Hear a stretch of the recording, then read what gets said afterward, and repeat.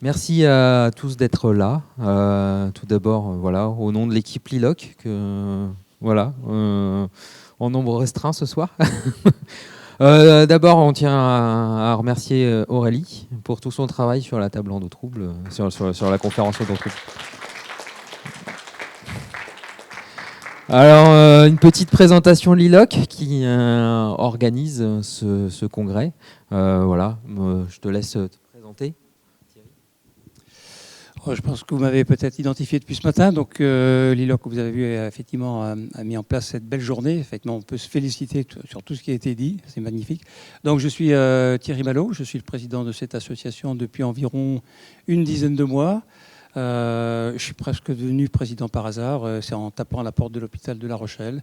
Je suis tombé sur la recherche clinique. Et puis, donc, l'adhésion a été faite immédiatement, ça a matché tout de suite. Donc voilà, je me mets un petit peu dans la continuité de ce qui a été mis en place et j'espère qu'on va pouvoir continuer. Et je vois qu'aujourd'hui, on a des sujets qu'on va pouvoir déployer localement et avec les élus, avec le nombre de sociétés, avec les hospitaliers. Voilà, merci. Qu'est-ce que tu veux que je raconte ? Bonjour Marc. Bonjour Marc. Moi, je suis bénévole, Liloc, contributeur quand je peux, depuis 2 ans. Voilà, en gros. Voilà, vous avez compris, on n'est que des bénévoles à Liloc. Donc, si vous voulez nous rejoindre, il n'y a pas de souci, on accueille largement. Alors, Liloc, qu'est-ce que c'est ? Donc, c'est un Living Lab, c'est un écosystème accélérateur d'innovation pour la santé des enfants. Donc, pour une recherche en cohérence avec les besoins des usagers, on l'a vu tout à l'heure avec la DreamCaps notamment, pour un accompagnement au développement de prototypes, toujours la DreamCaps, mais aussi sur des applications numériques, Ulysse par exemple.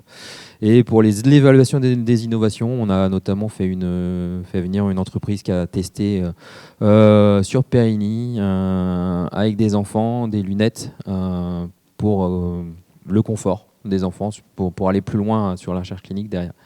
Donc c'est un réseau d'experts en innovation en santé de l'enfant pour le brainstorming, pour l'information et la formation. Tout ça, c'est pour la priorité au bien-être des enfants, pour donner une dimension positive aux soins.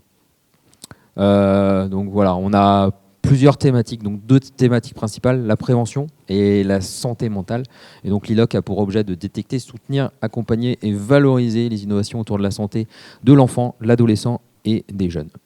Alors, pour ça, avec l'hôpital de La Rochelle, donc voilà, on a les coordinateurs du projet Zéro Expo qui sont là.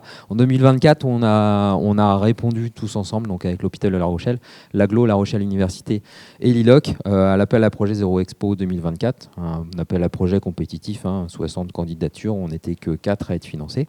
Et c'est un 6 Ah, 6, pardon. On me souffle dans l'oreillette 6.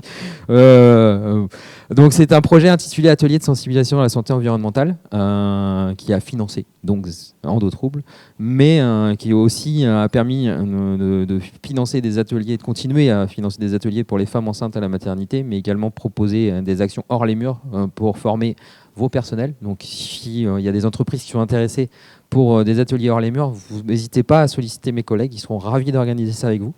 Des ateliers pour former les plus jeunes à l'école, donc c'est des ateliers de sensibilisation à la santé environnementale, tout pareil, pour les classes de CM2, donc ça fait une trentaine de classes, je crois, qui sont formées en tout. Et une expérimentation jeune pousse sur le principe des ordonnances vertes, donc qui a un peu été déclinée sur le territoire. Donc l'idée, c'était d'étendre l'accès à l'information pour limiter les expositions quelles qu'elles soient, des plus jeunes. Et voilà, donc il y a un constat sur ce projet Zéro Expo, c'est une nécessité, permettre aux femmes enceintes de bénéficier d'une information le plus tôt possible. Et vraiment le constat qui a été fait à la maternité, et c'est quelque chose qui pourrait être discuté, c'est notamment une charte territoire entreprise, parce qu'en fait, il y a un plafond de verre qu'on n'arrive pas à percer sur le nombre de femmes qui s'inscrivent, parce qu'en fait, les ateliers nesting qui sont organisés à l'hôpital ne sont pas indemnisés, ne sont pas prévus par la sécurité sociale, et donc du coup les femmes n'y ont pas accès parce qu'elles n'ont pas le temps dégagé dans les entreprises.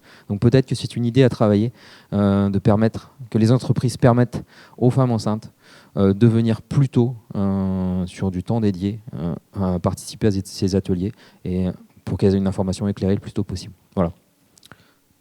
Merci. Et maintenant, je laisse la parole à Aurélie, à moins que...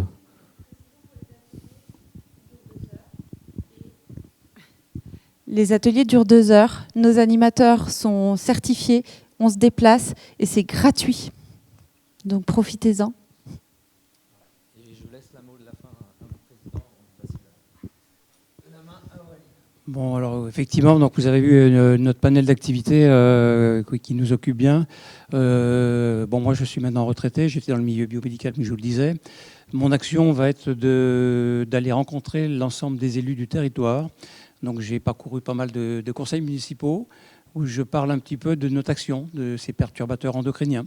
Je vois qu'il y a des communes qui réagissent, d'autres qui sont éloignées de tout ça. Donc le travail qu'on va avoir à faire, c'est ensemble, et donc aller continuer à passer cette information auprès du public, pour les administrés, pour les élus, qui se disent bien souvent, la santé pour nos administrés, c'est une priorité. Donc peut-être qu'il faut qu'on aille mieux les aider dans l'accompagnement, dans un domaine qui est assez complexe. Donc voilà, ce sera ma tâche pour les années à venir. Effectivement, comme le disait tout à l'heure Arnaud, on est à la recherche d'un trésorier ou d'une trésorière. Donc on a lancé des publications. Donc si toutefois quelqu'un veut venir nous aider pour la trésorerie de l'association, n'hésitez pas du tout.